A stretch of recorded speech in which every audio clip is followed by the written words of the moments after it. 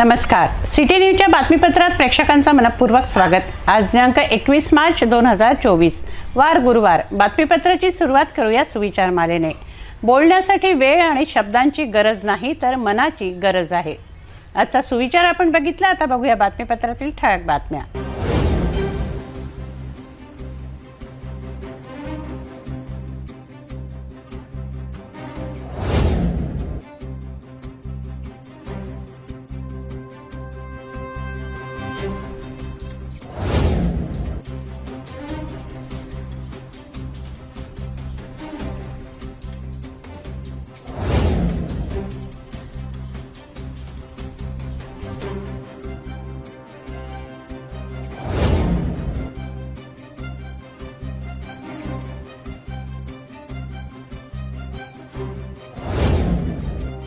अपन ठळक बातम्या बघितल्या, आता घेऊया छोटासा ब्रेक।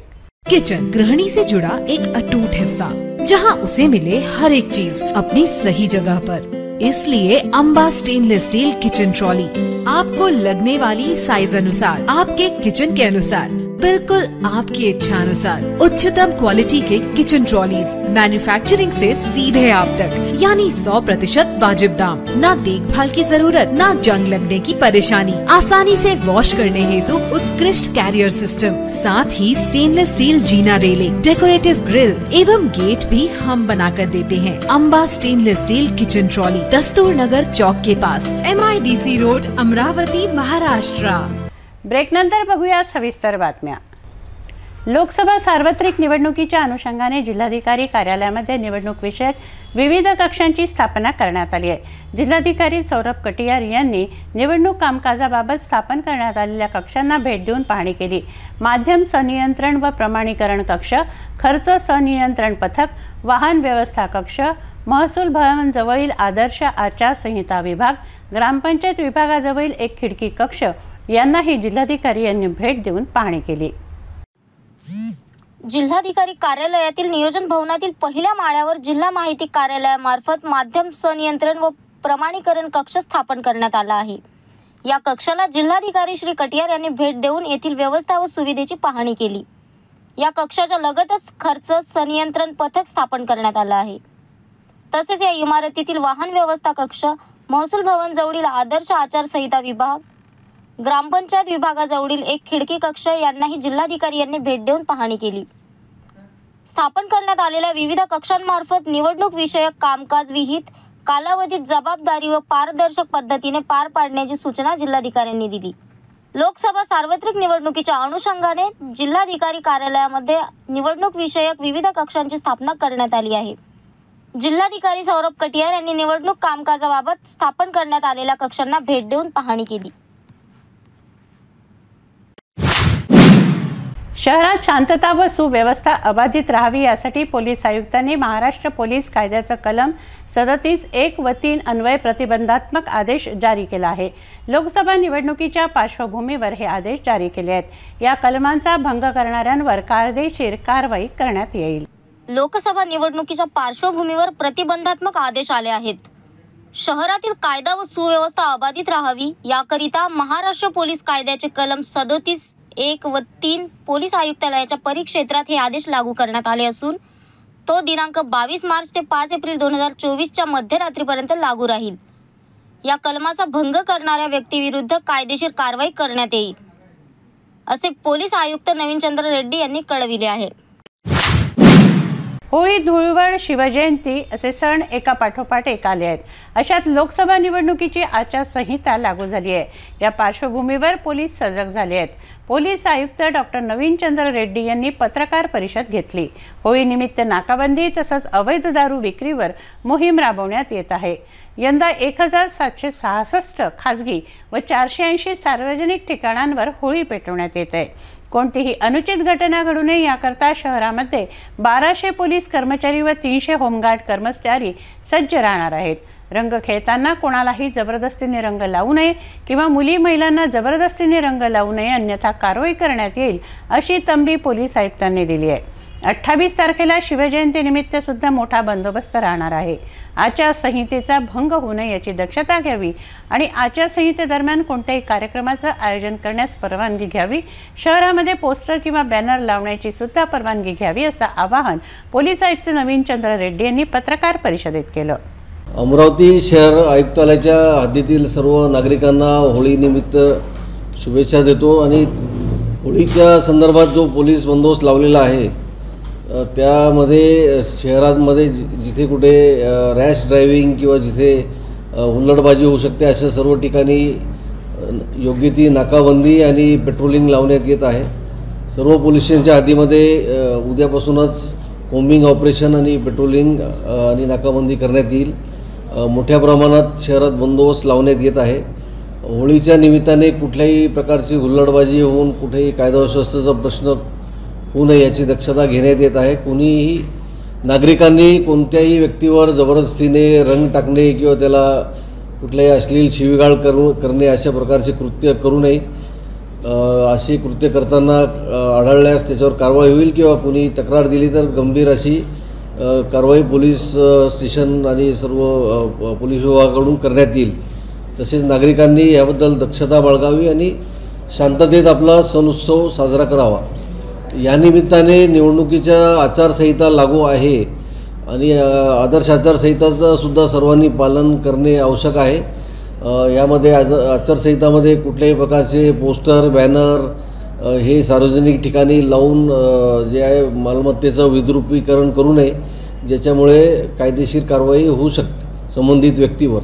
तर याच्याबद्दल सुद्धा दक्षता घ्यावी। कोणाला काही पोस्टर बॅनर लावायचं असेल तर महापालिकेचे विभागाकडून परवानगी घ्यावी आणि ती घेतल्यानंतरच ते लावू शकतात, अदरवाईज त्यांच्यावर कायदेशीर कारवाई करण्यात येईल इलेक्शनच्या मशिनरीकडून।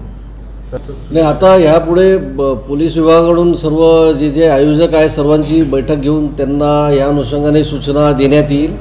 शांतता समितीच्या बैठकमध्ये सुद्धा सूचना देण्यात येईल आणि आचारसंहितेचा भंग होऊ नये कुठल्याही मंडळाकडून किंवा मिरवणूक आयोजन करणाऱ्या लोकांकडून याची सर्वांना सूचना देऊन त्यांच्याकडून ते पालन करण्याबद्दल सर्व दक्षता घेण्यात येईल। पोलीस बंदोबस्त योग्य प्रकारे लावण्यात येत आहे आणि कोणत्याही प्रकारचे जर अवैध दारू विक्री अवैध दारू साठा करणे यांच्यावर सुद्धा मोठ्या प्रमाणात कारवाई करण्यात येईल। सर्व रेकॉर्डवरील गुंड बदमाश यांच्यावर जे आहे प्रतिबंधक कारवाई करण्याची सुद्धा कारवाई सुरू आहे। कोम्बिंग ऑपरेशन करून हत्यार जे आहे बाळगणारे गुंड असतील क्रिमिनल असतील यांच्यावर कारवाई करण्यात येत आहे। नागरिकांनी कुठल्याही प्रकारच्या दहशतीला बळी पडू नये, कोणाच्या भीतीला बळी पडू नये। काही असल्यास तात्काळ पोलीस स्टेशनला तक्रार द्यावी, 112वर माहिती द्यावी, 112वर डायल करून माहिती देऊन संबंधितावर तात्काळ कारवाई करण्यात येईल। त्यामुळे सर्वांनी आनंदात साजरा करावा, पण नियमानुसार नियम पाळून कुठल्याही व्यक्तीला त्रास होणार नाही याची सर्वांनी दक्षता घ्यावी। 22 मार्चपासून IPL मॅचेस सुरू होत आहेत। दरम्यान IPLवर मोठ्या प्रमाणात सट्टा लागतो। या संदर्भात पोलीस आयुक्तांना विचारलं असता त्यांनी बेटिंग करणाऱ्यांवर कारवाई होईल अशी तंबी दिली। सट्टा सुरू असल्याची माहिती नागरिकांना असल्यास त्यांनी पोलिसांना माहिती द्यावी असं आवाहनही पोलीस आयुक्तांनी केलं आहे। यापूर्वी झालेल्या IPLच्या सट्ट्यावर मोठ्या प्रमाणात पोलिसांनी कारवाई केली होती। लोकसभा निवडणुकीमुळे IPLच्या अर्ध्याच सामन्यांचं वेळापत्रक जाहीर झालं आहे, हे उल्लेखनीय। सट्टेबाजांना इशारा नाही, कारवाई करून तुम्हाला दिसेल कारवाई झालेली। आणि कोणत्याही व्यक्तींनी जे आहे IPL असेल किंवा इतर कुठल्याही खेळामध्ये अवैध जे वेबसाईट्स आहेत किंवा अवैध जे बेटिंग लावणारे आहेत अशा लोकांवर विश्वास ठेवून बेटिंग करू नये। अशी इलिगल बेटिंग जर करत असेल तर त्याच्यावर जुगार कायद्याप्रमाणे गुन्हा दाखल करण्यात येईल आणि संबंधित जे बेटिंग लावणारे लोक आहेत त्यांच्यावर सुद्धा कारवाई करण्यात येईल। अमरावती राजापेठ जेवड तलाठी कार्यालय सतत बंद असतं अशी नागरिकांची तक्रार आहे। नागरिकांचे अनेक कामं असतात। प्रशासन व नागरिक यांच्यातील दुवा म्हणजे तलाठी। येथे कोणाचाही फोन नंबर नाही, तासनतास कामासाठी येथे ताटकळावं लागतं असं नागरिकांनी सिटी न्यूजला सांगितलं आहे। नागरिकांना त्रास होतोय, शिवाय शैक्षणिक व इतर कामंही होत नाहीत। रोज कार्यालयाला कुलूप असतं, फोन नंबर नाही, कॉन्टॅक्ट नाही, सूचना नाही, तेव्हा समजायचं तरी काय असा प्रश्न नागरिकांचा आहे. उत्पन्नाचा दाखला, सातबारा, शैक्षणिक कामं तलाठी कार्यालयातून केली जातात. मात्र तलाठीच जागेवर नसतील तर नागरिकांनी करावं तरी काय? अमरावती राजापेठ जेवळ तलाठी कार्यालयाची अशी स्थिती आहे. हे कार्यालय सतत बंद असतं अशी नागरिकांची तक्रार आहे. नागरिकांचे अनेक कामं असतात. प्रशासन व नागरिक यांच्यातील दुवा म्हणजे तलाठी. येथे कोणाचा फोन नंबरही नाही. तासनतास कामासाठी येथे तात्काळ यावं लागतं असं नागरिकांनी सिटी न्यूजला सांगितलं आहे. नागरिकांना त्रास होतो, वारंवार चक्रा माराव्या लागतात. शिवाय शैक्षणिक व इतर कामं होत नाही. रोज कार्यालयाला कुलूप राहते.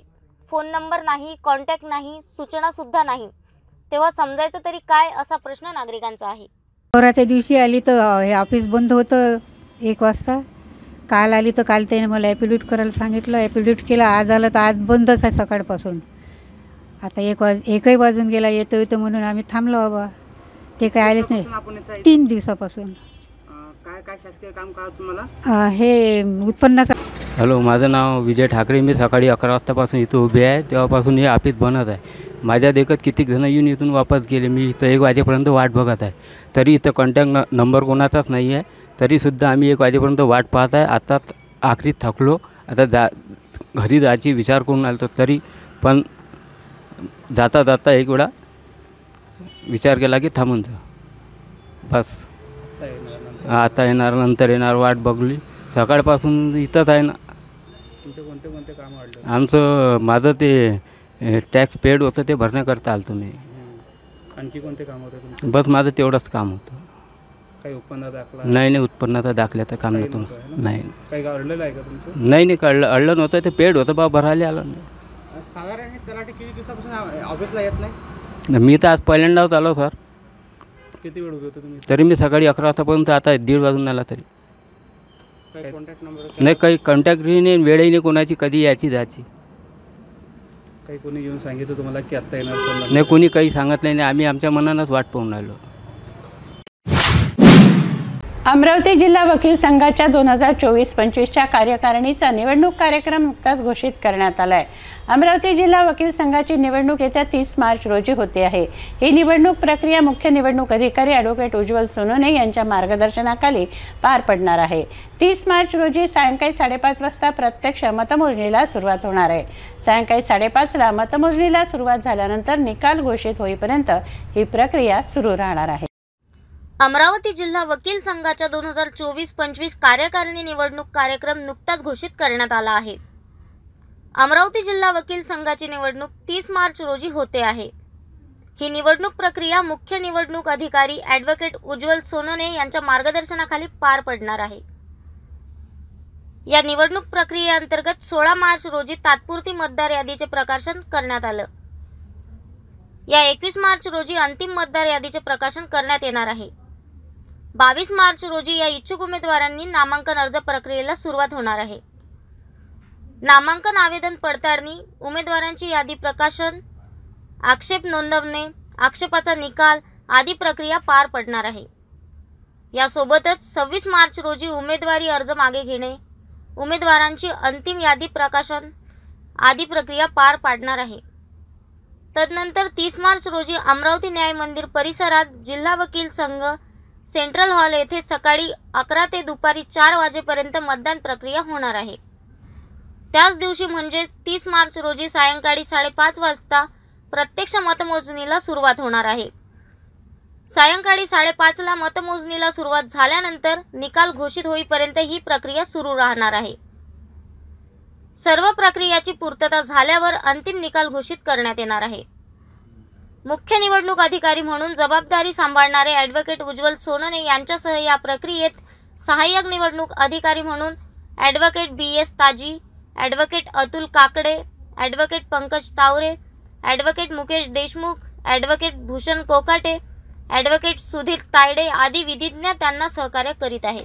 निवडणूक 2024-25 चा मुख्य निवडणूक अधिकारी मी ॲडव्होकेट उज्ज्वल सोनोने, माझे सहकारी advocate Atul Kakade, advocate BS Taji, advocate Pankaj Taware, advocate Bhushan Kokate, advocate Sudhir Tayade व मुकेश देशमुख हे सर्व माझे सहकारी आहे। या सहकाऱ्यांव्यतिरिक्त आणखीन 5-6 वकील मित्र जे माझे सहकारी प्रत्यक्ष निवडणुकीच्या दिवशी आम्हाला सहकार्य करतील।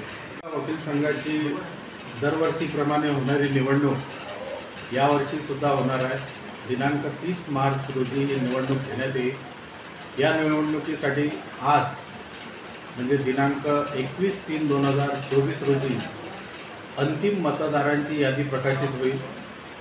त्यानंतर उद्या सर्व उमेदवारांचे नामांकन अर्ज स्वीकारण्यात येतील, त्याची पडताळणी, त्याची छाननी आणि त्याच्यानंतर सर्व उमेदवारांची यादी प्रकाशित केल्या जाईल।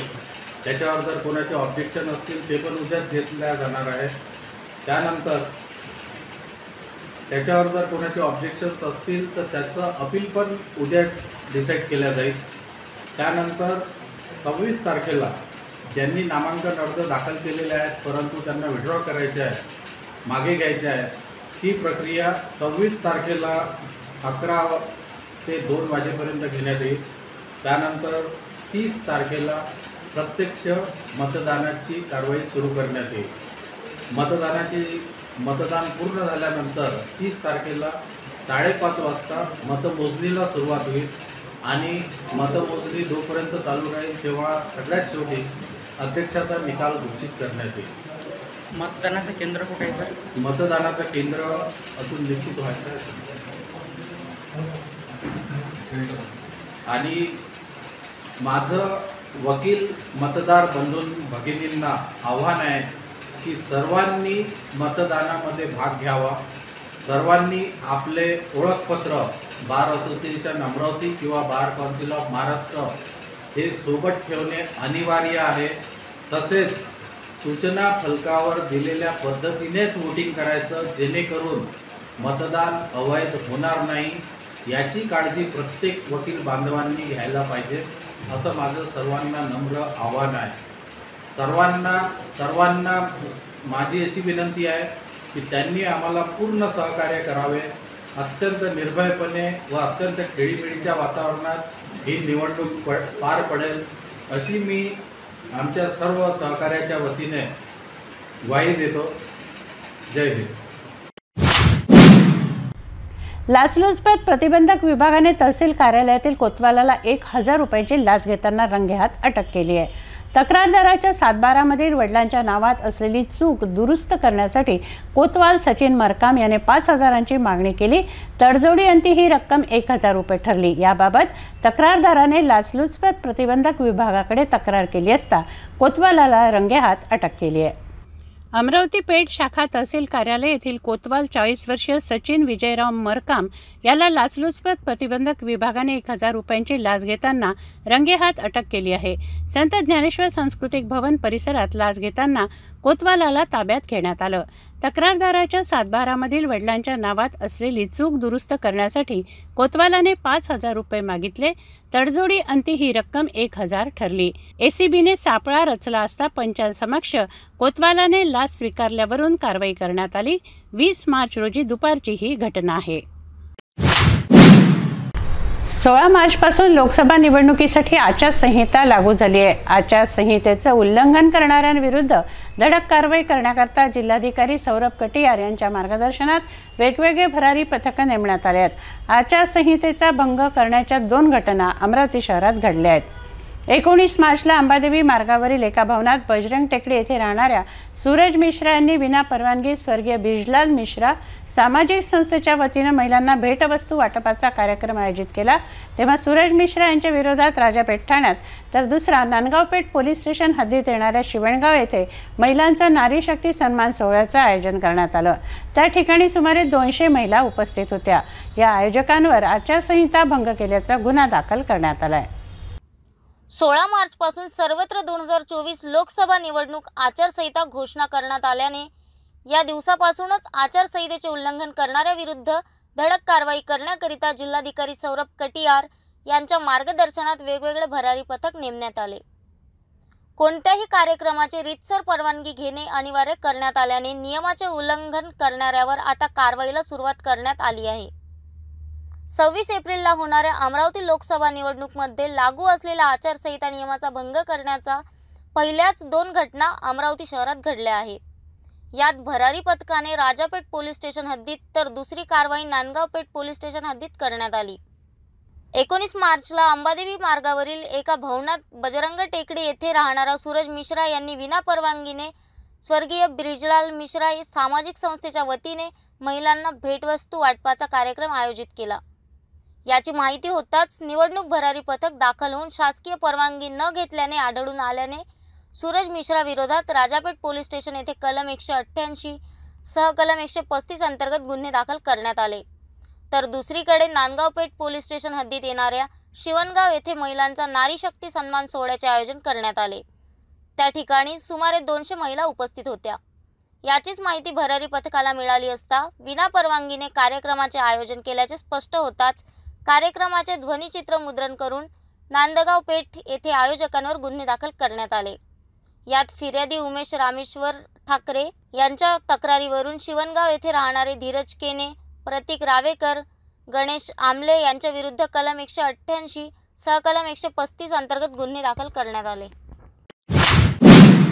भेटूया एका छोट्याशा विश्रांतीनंतर। नमस्कार। अमरावती महापालिकेने ये साल मालमत्ता कर यानी प्रॉपर्टी टैक्स को रिवीजन किया है और रिवीजन करते समय भी अभी मैंने फाइनल जो किया है उसको बहुत सारी छूट दी है। ये छूट का फ़ायदा लेके सब नागरिकों ने टैक्स भरना करावा, मैं इतनी विनती करता हूँ।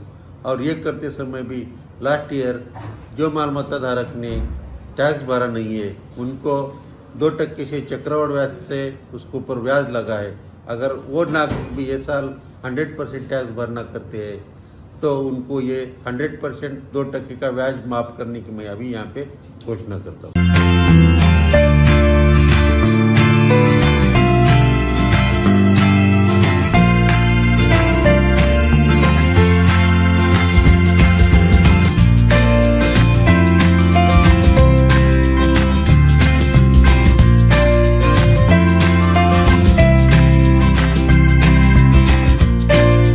संपूर्ण लग्न बस्ता आराधना जवाहर रोड अमरावती। विश्रांतीनंतर पुन्हा आपलं स्वागत। 26 एप्रिलला होत असलेल्या अमरावती लोकसभा निवडणुकीच्या पार्श्वभूमीवर राजकीय हालचालींना वेग आला आहे, परंतु उमेदवारांच्या नावाच्या घोषणा बाकी आहेत। अमरावती जिल्ह्यात फक्त काँग्रेस पक्षाकडून एकमेव उमेदवार बळवंत वानखडे यांची उमेदवारी जाहीर करण्यात आली आहे, तर इतर कोणत्याही पक्षाने आपल्या उमेदवारांच्या नावाची घोषणा अद्यापही केली नसल्याने अनेक उमेदवार तिकिटीच्या लॉबिंगकरता मुंबई दिल्लीच्या वारीला रवाना झाले आहेत। अमरावती लोकसभा मतदारसंघात 2 विधानसभा प्रतिनिधीचा पक्ष असलेला प्रहार पक्षाने 21 मार्चच्या दुपारी शेगाव राहटगाव मार्गावरील राजवाडा सभागृहात कार्यकर्ता आढावा बैठक घेतली। शेगाव राहटगाव मार्गावरील राजवाडा सभागृहात लोकसभेच्या पार्श्वभूमीवर प्रहारच्या वतीने कार्यकर्ता आढावा बैठक आयोजित करण्यात आली। या बैठकीला प्रहार पक्षाचे संस्थापक आमदार बच्चू कडू, मेळघाटचे आमदार राजकुमार पटेल, बंटी रामटेके, वसू महाराज जवंजाळसह शेकडो प्रहार कार्यकर्त्यांनी हजेरी लावली। या बैठकीत आमदार राजकुमार पटेलसह आमदार बच्चू कडू यांनी त्यांच्या मित्रपक्ष असलेल्या महायुतीबद्दल नाराजी व्यक्त केली। यावेळी अनेक पदाधिकाऱ्यांनी आधी आपली भूमिका स्पष्ट केली, तर नंतर अब की बार प्रहार का उमेदवार खडा कर दो भाऊ अशा घोषणांनी मेळघाट विधानसभा मतदारसंघाचे आमदार राजकुमार पटेल यांनी सुरुवात केली। हमारे साथ अगर बेईमानी होती तो हमें निर्णय लेना पडेगा अशा शब्दात आपली भूमिका पटेल यांनी स्पष्ट केली। यानंतर आमदार बच्चू कडू यांनी लोकसभा निवडणुकीवर आपली भूमिका भाषणातून मांडली। आमचे खायचे आणि दाखवण्याचे दात सारखेच आहे। 2 मताने तुमचं सरकार पडू शकते, आमच्या टप्प्यात आल्यावर आम्ही सोडत नाही असा टोला महायुतीला मारण्यात आल्याचे दिसून आले। हम कम है लेकिन क्वालिटी वाले है। आमचे 2 आमदार आहे पण मजबूत आहे, कारण आम्हाला ईडीची भीती नाही असं वक्तव्य सुद्धा भाषणातून केलं गेलं। 4 जूनला जो निकाल लागेल त्यात एक प्रहारचा खासदार होईल असा इशारा सुद्धा आमदार बच्चू कडू यांनी स्पष्ट केला। इथल्या स्थानिक कार्यकर्ता आणि शेतकऱ्यांना सगळ्यांना भेटून काही जे महत्त्वाचे मुद्दे आहे विदर्भातले, बेरोजगारी असेल, शेतकरी असेल, तुमचे घरकुलाचे मुद्दे असणार, या सगळ्या गोष्टीवर चर्चा करून एक व्यवस्थित आम्ही मुद्द्याचा एक मसुदा तयार करणार आहोत। त्या संदर्भातच हे सगळं करत असताना कुठं आम्हाला खेळी खेळायचं आहे यावर आम्ही बारीक नजर ठेवणार आहोत. आम्ही कोणाला विनंती नाही करणार का आम्हाला तिकीट द्या किंवा आम्हाला त्यात सामील करून घ्या. हा भिकारीपणा आम्ही कधी करणार नाही. त्याची गरज आहे आम्हाला कधीच पडू नये.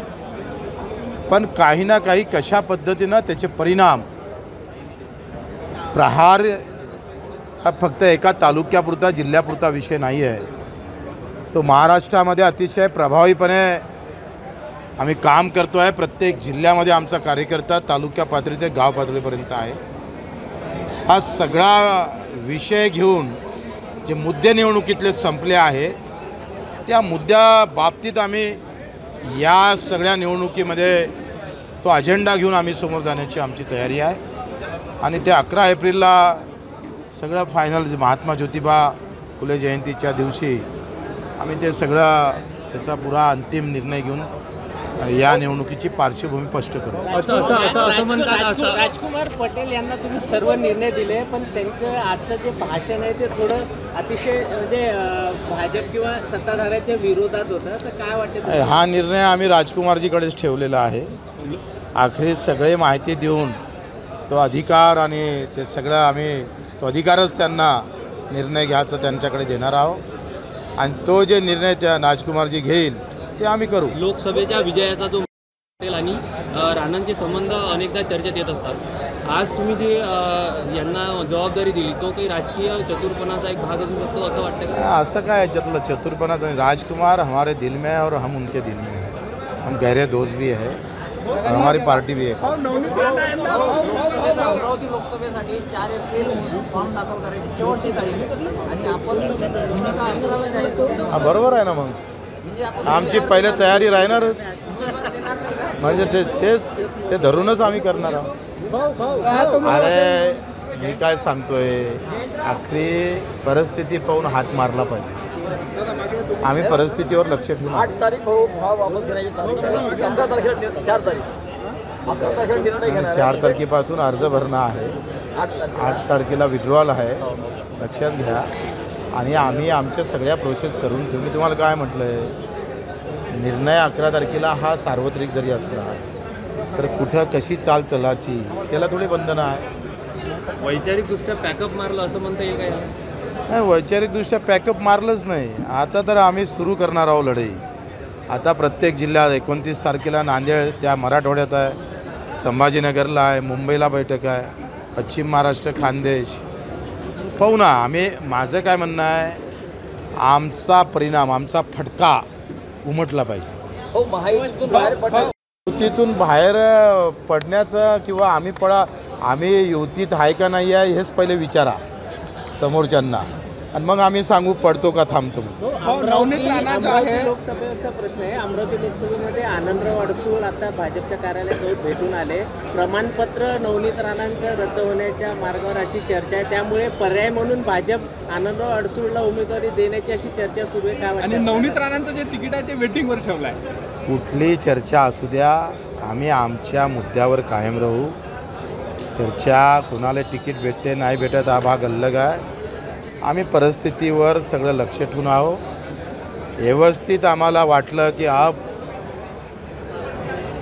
उतरावं लागतं तेव्हा व्यवस्थित तुम्हाला माहीत पडेल का भाऊ बच्चू कडू आणि प्रहारची एंट्री एकदम सही झालेली आहे, एकदम व्यवस्थित. आठवड्यापूर्वी बच्चू भाऊ आपण असं बोलले होते. मला वाटतं सगळ्याच गोष्टी हे जर आम्ही खुल्या केल्या इथं तर मग अर्थच उरणार नाही. मला वाटतं का चुकीची वाट पाहतो आम्ही. काही पक्षाच्या चुका आमचा खासदार बनवू शकतं, पण त्यांनी त्या चुका करावं असंच ईश्वरचरणी प्रार्थना करतो. भाजपला इशारा आहे का? आता ते तुम्ही गृहीत धरा कोणाला विचारा. उन्हाळा सुरू झाला आहे. एकीकडे पाण्यासाठी जीव कासावीस होत असताना भातकुली तालुक्यातील दगडागड गावाला गेल्या 12 दिवसांपासून पाणी पुरवठा झालेला नाही. सुरळीत पाणी पुरवठ्याच्या मागणीसाठी तेथील रहिवासी महिलांनी प्रहारचे जिल्हा प्रमुख छोटू महाराज वसू यांच्या नेतृत्वात ठिय्या आंदोलन केलं। दगडागड हे गाव भातकुली तालुक्यातील छोटंसं गाव आहे। विश्रोळी धरणातून येथे पाणी पुरवठा केला जातो। आठवड्यातून 2दाच होणारा पाणी पुरवठा सुरळीत व्हावा अशी मागणी महिलांनी केली। आपलं म्हणणं मांडताना महिला संतप्त झाल्या। भातकुली तालुक्यातील दगडागड गावातील महिलांनी महाराष्ट्र जीवन प्राधिकरण कार्यालयाला धडक दिली। या गावात नियमित पाणी पुरवठा व्हावा अशी मागणी या महिलांनी केली। विश्रोळी धरणातून या गावाला पाणी पुरवठा केला जातो। आठवड्यातून 2च वेळा पाणी पुरवठा होतो, पण गेल्या 12 दिवसांपासून तोही झालेला नाही। सुरळीत पाणी पुरवठ्याच्या मागणीसाठी महिला आल्या असता तेथे कोणीही अधिकारी हजर नव्हते। आपल्या मागणीसाठी दगडागडच्या महिलांनी ठिय्या आंदोलन केलं। वारंवार निवेदन देऊनही उपयोग झालेला नाही। मजुरी करणाऱ्या आम्ही महिला वारंवार येथे येण्यासाठी खर्च करू शकत नाही, अशी संतप्त प्रतिक्रिया महिलांनी दिली। प्रहारचे जिल्हा प्रमुख छोटू महाराज वसू यांच्या नेतृत्वात महिलांनी आंदोलन केलं। 12 दिवस झाले आमच्या गावाला पाणी नाही आहे। 12 दिवसापासून आमच्या पूर्ण जनता गावातील सगळं कसं तरी वातावरण झालेलं आहे आणि फुटलं आहे म्हणून नेहमी हे लोक अधिकारी लोक फुटलं आहे बा 15 दिवसाने करू 8 दिवसाने करू आम्हाला खराब पाणी पाजत आहेत आणि उन्हीच्या समस्येमुळे आम्ही गंभीर झालेलो आहोत। ऊन असूनही सुद्धा आम्हाला पाणी मिळत नाही। एवढ्या तातडीचं ऊन वाढलेलं असून सुद्धा हे सर लोक इथं हजर राहत नाही। आम्ही पाण्याले लेकरं बिमार पडून राहिले। आम्ही कोणाला न्याय मागाव इथं याची आमची पहिली हे न्याय आम्हाला मिळून राहिला नाही। असं लेखी द्या की आम्ही इथं मोर्चावर आल्यावर की इथं हजर खुर्चीवर हजर राहणार नाही असं लेखी देऊन द्या आणि नळ बंद करून टाका। पाणी पुरवठा कुठून होते? पाणी पुरवठा कुठून होते? विश्रोळीवरून आम्हाला पाणी पुरवठा होते। आम्हाला खंडित पाणी पुरवठा किती दिवसांनी तुम्हाला पाणी? आम्हाला 12 दिवसांच पाणी आज 15 दिवस झाले। म्हणून आम्हाला हे केल्या जाते। सर म्हणलं पाण्यासाठी 2-3 वर्ष झाले चक्रा मारून राहिलो। गेल्या वर्षी आलो तर म्हणत 4थ्या दिवशी पाणी सोडतो, 4थ्या दिवशी पाणी सोडून राहिलो। आता 12 महिने झाले आम्ही येऊन नाही राहिलो। काहून की येऊन राहिले मजूर माणूस आहो आम्ही। पाण्यासाठी 200 रुपये तिकीट द्यायला लागून राहिली। आता इकडून तिकडून आलं तर सर म्हटलं कोणी सरपंच सरले म्हटलं तर म्हणतात की सरले फोन लावला सर म्हणतात की बा खुर्चीवर सर नाही आहे। आता मी इथं येऊनही पाहिलं तर सर नाही आहे तिथं। कधी आलो की आम्ही सर सापडतच नाही तिथं म्हटलं। पाणी म्हटलं 12-13 दिवस होऊन राहिला, 15 दिवस येऊन राहिला आम्हाला पाणी। हमेशाचं नाटक आहे। 12 दिवशी तो पाणी सोडते हमेशाचं नाटक आहे। त्याला जर फोन केला तर तो म्हणते जे होईल ते करून घ्या। त्याला फोन करा, सोडणाऱ्याला फोन करा। मी काय करू? आम्ही कोणाच्या इकडे न्याय मागू? आता गेल्या 5 वर्षापासून येऊन राहिलो आम्ही एकच न्याय करून नाही राहिलो। हो देतो पाणी जा तुम्ही घरी आम्हाला असं बदलून देतात आणि घरी जा म्हणतात तुम्हाला येतेच म्हणते पाणी। मग घरी गेल्यावर 8 दिवस पाणी येते जे आहे तेच येते। मजूर वर्ग सर 200 रुपये खर्च करून आम्ही येऊ शकत नाही। आता आम्हाला न्याय भेटत आता आम्हाला 2 दिवसात पाणी पाहिजे म्हणते 2 दिवसात पाणी खर्च करून कसं येऊ तिथं गेल्यावर न्याय भेटतच नाही। बरोबर आहे ना? पेपरात द्या म्हणा आता 2 दिवसात पाणी पाहिजे। आम्ही कधी अधिकारी कोणीच राहत नाही। कोणाला मागा आम्हाला असं सांगून द्या आता लेखी द्या आम्हाला न्याय कोणाला मागा लागते। जिथं जा म्हटलं तिथं आम्ही आता पाण्यासाठी जातो। पाणी सोड सांगतो 2 दिवसात पाणी सोडा ना पाहिजे नाही की जा घरी पाणी येते हे पाहिजे नाही आम्हाला। आमच्या गावात बोरा द्यायचा बोलवा। दगडागड या गावातील संपूर्ण महिला या ठिकाणी महाराष्ट्र जलजीवन प्राधिकरण ऑफिस या कार्यालयामध्ये डेप्टी इंजिनियर यांच्या कार्यालयामध्ये सर्वांनी ठिय्या मांडलेला आहे। यांचा असा प्रश्न आहे की त्या गावाला गेल्या 12 दिवसापासून पाणी येत नाही आहे। MGP म्हणजे विसोळी गावाच्या योजनेत ते गाव आहे। विसोळी जे धरण आहे त्या धरणावरून त्या गावातला पाणी पुरवठा होतो, परंतु तो पाणी पुरवठा 8 दिवसातून 1 वेळा 2 वेळा असा नळ येते आणि गेल्या 11 दिवसापासून त्या पाणी पुरवठा होत नाही आहे। या सर्व महिला भगिनी तिथून स्वतः ते इथं अमरावतीपर्यंत आलेल्या आहे। त्यांचं असं म्हणणं आहे जोपर्यंत आम्हाला त्या गावाला आमच्या गावाला सुरळीत पाणी पुरवठा होणार नाही तोपर्यंत आम्ही इथून हटणार नाही। या ठिकाणी कोणीच हजर नाही आहे, कोणतेच इंजिनियर किंवा कोणी अधिकारी इथं हजर नाही आहे आणि त्यांचा नेहमीचा जो प्रश्न आहे गेल्या 11 दिवसापासून पाणी पुरवठा खंडित आहे। तर याआधी आपण तक्रार वारंवार निवेदन दिलेले आहे आणि गेल्याही वर्षी मागच्या वर्षी हाच प्रॉब्लेम होता, त्याही मागच्या वर्षी हाच होता की आठवड्यातून फक्त 1-2 दिवस नळ येते। जिथे रोज नळ यायला पाहिजे पाणी यायला पाहिजे तिथे आठवड्यातून 1-2 दिवस तोही पुरेसे येत नाही। आता गेल्या 11 दिवसापासून जर पाणी नाही आहे तर त्यांनी प्याव काय, गुराढोरांना पाजाव काय, हा प्रश्न उद्भवला आहे. या सर्व महिला मंडळी यासाठी आलेले काय, जोपर्यंत हा पाणी पुरवठा म्हणजे अखंडित म्हणजे जो नियमित चालू होणार नाही तोपर्यंत या महिला मंडळी इथून उठणार नाही. पोलीस स्टेशन बडनेरा, अमरावती शहर पोलीस आयुक्तालय, अमरावती पोलीस आयुक्त नवीन चंद्र रेड्डी यांच्या आदेशानुसार लोकसभा निवडणूक 2024च्या पार्श्वभूमीवर अमरावती व बडनेरा शहरात धडक कोम्बिंग ऑपरेशन व नाकाबंदी राबवण्यात येत आहे. पोलीस स्टेशन बडनेरा, अमरावती शहर पोलीस आयुक्तालयाचे पोलीस आयुक्त नवीन चंद्र रेड्डी यांच्या आदेशानुसार लोकसभा निवडणूक 2024च्या पार्श्वभूमीवर अमरावती व बडनेरा शहरात धडक कोम्बिंग ऑपरेशन व नाकाबंदी राबवण्यात येत आहे. बडनेरा शहरात होत असलेल्या कोम्बिंग ऑपरेशन व नाकाबंदीच्या संदर्भात आमचे प्रतिनिधी मच्छिंद्र भटकर यांनी पेट्रोलिंग करत असलेले बडनेरा पोलीस स्टेशनचे वरिष्ठ पोलीस निरीक्षक पुनीत कुलट यांच्याशी थेट नाकाबंदी बूथवर जाऊन संपर्क साधून माहिती जाणून घेतली. पोलीस स्टेशन बडनेरा, अमरावती शहर आयुक्तालय अमरावती येथे शहर पोलीस आयुक्त नवीन चंद्र रेड्डी यांच्या आदेशानुसार लोकसभा निवडणूक 2024च्या पार्श्वभूमीवर नाकाबंदी व कोम्बिंग ऑपरेशन राबविण्यात येत आहे. या दरम्यान पोलिसांनी विविध स्वरूपाची कारवाई केली आहे. अमरावतीचे पोलीस आयुक्त नवीन चंद्र रेड्डी यांच्या आदेशानुसार लोकसभा निवडणुका 2024च्या पार्श्वभूमीवर अमरावती व बडनेरा शहरात धडक कोम्बिंग ऑपरेशन व नाकाबंदी राबविण्यात येत आहे. या दरम्यान कोम्बिंग ऑपरेशनमध्ये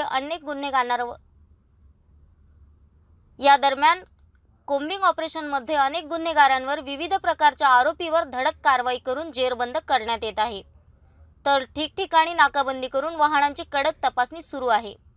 बडनेरा शहरात होत असलेल्या कोम्बिंग ऑपरेशन व नाकाबंदीच्या संदर्भात आमचे प्रतिनिधी मच्छिंद्र भटकर यांनी पेट्रोलिंग करीत असलेले बडनेरा पोलीस स्टेशनचे वरिष्ठ पोलीस निरीक्षक पुनीत कुलट यांच्याशी थेट नाकाबंदी बूथवर जाऊन संपर्क साधून माहिती जाणून घेतली.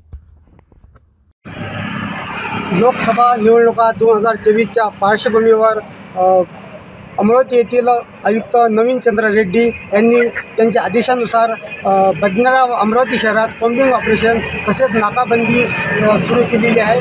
आणि याच दरम्यान बडनेरा येथील यवतमाळ अमरावती रोडवर नाकाबंदी सुरू आहे आणि येथे एक तपासणीसुद्धा केलेली आहे. आणि या संदर्भात माझ्यासोबत बडनेरा येथील वरिष्ठ पोलीस निरीक्षक आहेत पुनीत कुलट साहेब, हे या संदर्भात आपण त्यांच्याकडून पूर्ण माहिती जाणून घेऊ. सर, काय नेमकं हे निवडणुकीच्या पार्श्वभूमीवर काय नाकाबंदी आणि जे काही आपलं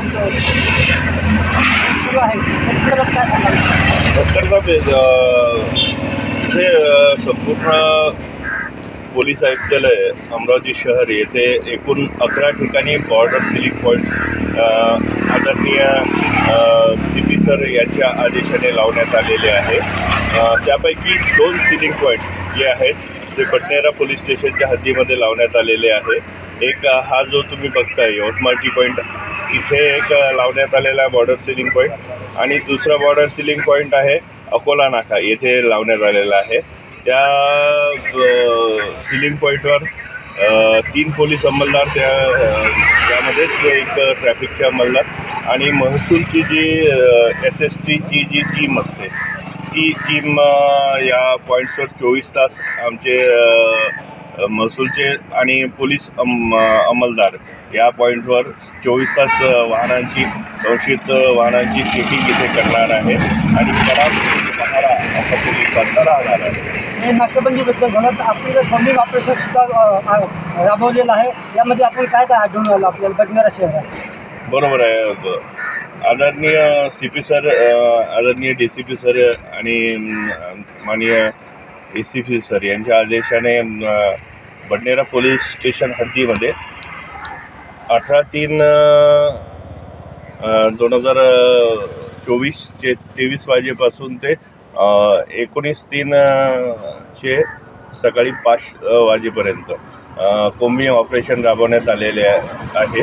त्यामध्ये एक ACP सर, एक PI, एक API, 5 PSI आणि एकूण महिला आणि पुरुष मिळून जवळपास 50 पोलीस अंमलदारांचा यामध्ये समावेश होता.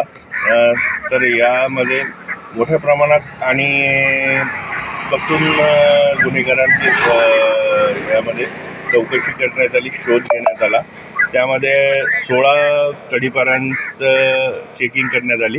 त्यापैकी 4 तडीपार मिळून आले. त्या 4 तडीपारांपैकी 3 तडीपारांकडे हे घातक शस्त्रसुद्धा मिळून आले. त्यानुसार त्यांच्यावर 425 भारतीय हत्यार कायदा आणि 142 मुंबई पोलीस कायदा यानुसार कारवाईसुद्धा करण्यात आली. त्यानंतर 2 प्रोहिबिशन केस म्हणजे अवैध दारूच्या धंद्यांवर रेडसुद्धा करण्यात आलेले आहेत. एका संशयित व्यक्तीवर 122 महाराष्ट्र पोलीस कायद्यानुसार कारवाई करण्यात आलेली आहे. 7 जमानती वॉरंटची बजावणी करण्यात आलेली आहे. तसेच एक गैरजमानती वॉरंट मधील आरोपीला अटक करून जेल रवाना करण्यात आलेले आहे.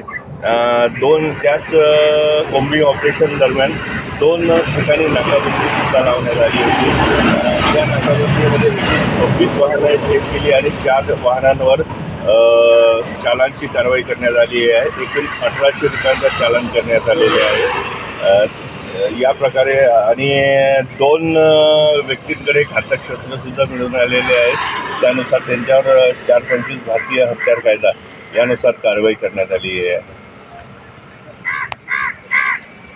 हे होते बडनेरा पोलीस स्टेशनचे वरिष्ठ पोलीस निरीक्षक पुनीत कुलर सर यांनी जे कोम्बिंग ऑपरेशन आणि नाकाबंदी सुरू आहे लोकसभा निवडणूक 2024च्या पार्श्वभूमीवर त्या संदर्भात उत्तम माहिती दिलेली आहे आणि ही कोम्बिंग ऑपरेशन असंच सुरू राहील असे सुद्धा यांनी सांगितलेलं आहे. बडनेरावरनं मी मच्छिंद्र भटकर, सिटी न्यूज, अमरावती.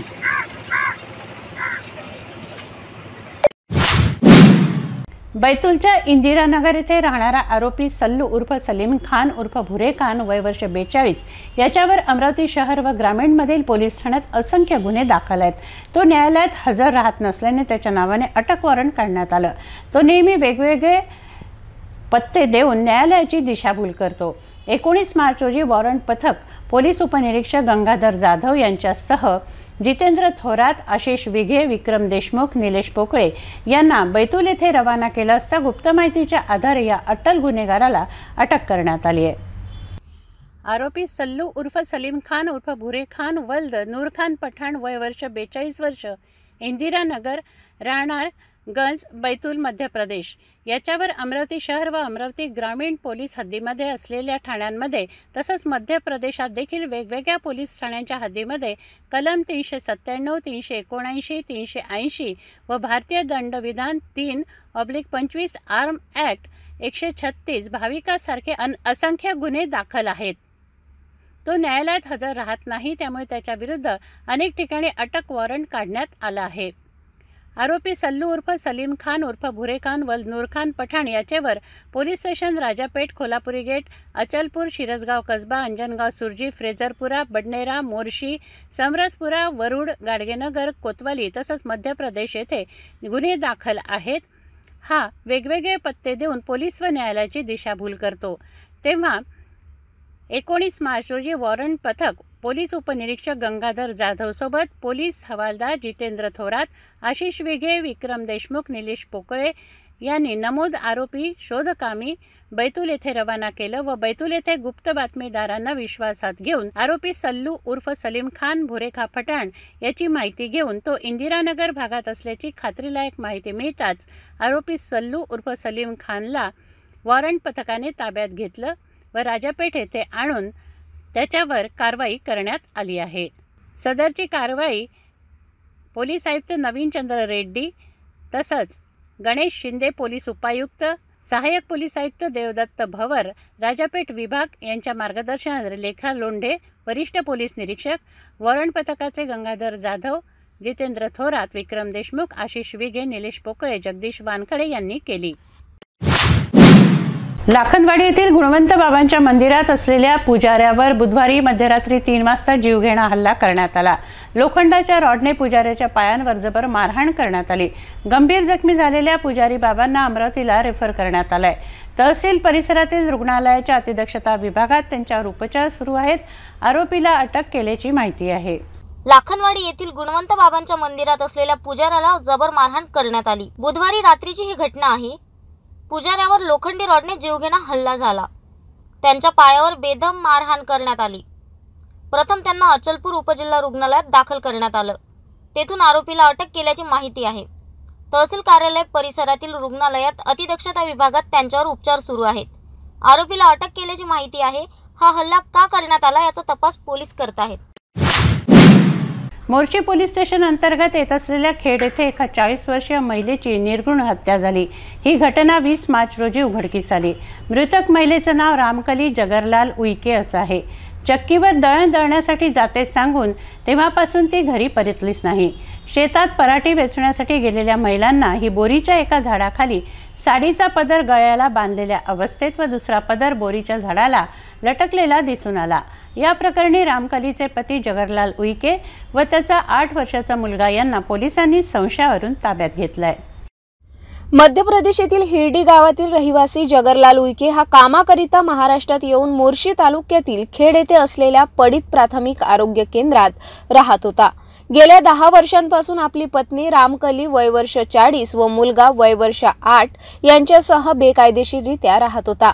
18 मार्च रोजी रामकली ही लोकांना बाजारात दिसली होती। त्याच दिवशी रात्री 7 वाजताच्या सुमारास चक्कीवर दळण दळण्यासाठी जाते म्हणून सांगितले।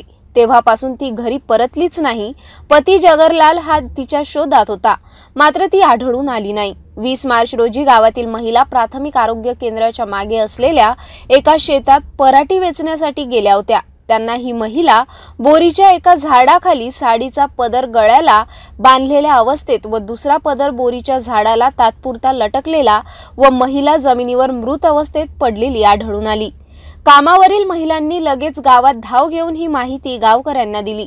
घटनेबाबत मोर्शी पोलिसांना भ्रमणध्वनीद्वारे कळविण्यात आल्यावरून क्षणाचाही विलंब न करता मोर्शीचे ठाणेदार श्रीराम लांबडे यांनी आपल्या अधीनस्थ पोलीस चमूसह घटनास्थळ गाठून मृतक रामकलीचे प्रेत उपजिल्हा रुग्णालय मोर्शी येथे रवाना केले व पोलिसांनी ज्या ठिकाणी जगरलाल त्याची पत्नी रामकली राहत होती त्या जागेची पाहणी केली असता त्यांना एक काडी रक्ताने माखलेली व हातातील बांगड्या फुटलेल्या दिसून आल्या। संशयावरून जगरलाल उईके याला पोलिसांनी ताब्यात घेतलं। मृतक महिलेची 14 वर्षाची मुलगी यवतमाळ जिल्ह्यातील एका आदिवासी वसतिगृहात शिकण्यासाठी असल्याचे कळते। उपजिल्हा रुग्णालयाचे वैद्यकीय अधिकारी यांनी मृतकाच्या पार्थिवाचं शवविच्छेदन करून प्रेत नातेवाईकांच्या ताब्यात देण्यात आले। नेमका रामकलीचा खून कोणी केला, का केला याचा शोध पोलीस घेत आहेत। नागरिक पहाटे साखर झोपेत असताना भूकंप झाला। सुदैवाने जीवितहानी झाली नाही। मराठवाड्यातील हिंगोली, परभणी व नांदेड भागात 21 मार्च सकाळी 6:08 भूकंपाचा तीव्र धक्का बसला। या भूकंपाची 4.5 रिश्टर स्केल एवढी नोंद असून त्याची खोली 10 किलोमीटर पर्यंत असल्याची माहिती देण्यात आली आहे। तर दुसरा धक्का 6:10 बसला असून त्याची 3.6 रिश्टर स्केल नोंद झाल्याचं सांगण्यात आलंय। या भूकंपामुळे दांडेगाव आणि परिसरातील काही घरांना तडे गेल्याचं वृत्त असून 2 घरं पडलेत। तेथील जिल्हाधिकारी जितेंद्र पापळकर यांनी या वृत्तास दुजोरा दिला असून यात कोणतीही जीवितहानी झाली नसल्याचं ते म्हणाले। यापूर्वीही या भूगर्भातून मोठे आवाज झाल्याचे अहवाल पाठवण्यात आले आहेत। मराठवाड्यातील हिंगोली, परभणी व नांदेड भागात 21 मार्चच्या सकाळी 6:08 भूकंपाचा तीव्र धक्का बसला। या भूकंपाची 4.5 रिश्टर स्केल एवढी नोंद असून त्याची खोली 10 किलोमीटर पर्यंत असल्याची माहिती देण्यात आली आहे। तर दुसरा धक्का 6:10 बसला असून त्याची 3.6 रिश्टर स्केल नोंद झाल्याचे सांगण्यात आले आहे। या भूकंपामुळे दांडेगाव आणि परिसरातील काही घरांना तडे गेल्याचे वृत्त असून 2 घरं पडलेत। जिल्हाधिकारी जितेंद्र पापळकर यांनी या वृत्तास दुजोरा दिला असून यात कोणतीही जीवितहानी झाली नसल्याचे ते म्हणाले। यापूर्वीही या भागात भूगर्भातून मोठे आवाज झाल्याचे अहवाल पाठवण्यात आलेत। नागरिक पहाटे साखर झोपेत असताना भूकंप झाला। सुदैवाने जीवितहानी झाली नाही। वसमत तालुक्यातील दांडेगाव जवळील रामेश्वर तांडा हे भूकंपाचे केंद्रस्थान असावं असा अंदाज आहे। जाता जाता पुन्हा एकदा आजच्या ठळक बातम्या।